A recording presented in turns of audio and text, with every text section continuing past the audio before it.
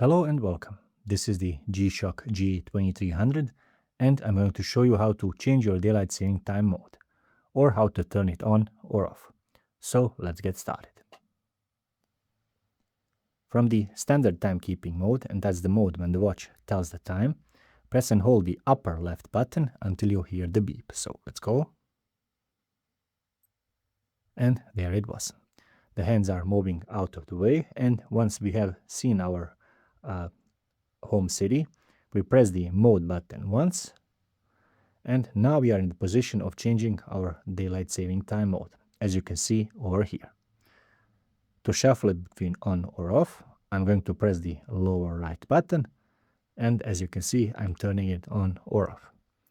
Once you set it the way you want it, simply press the upper left button, and the watch will go back to the standard timekeeping mode with your daylight saving time mode changed.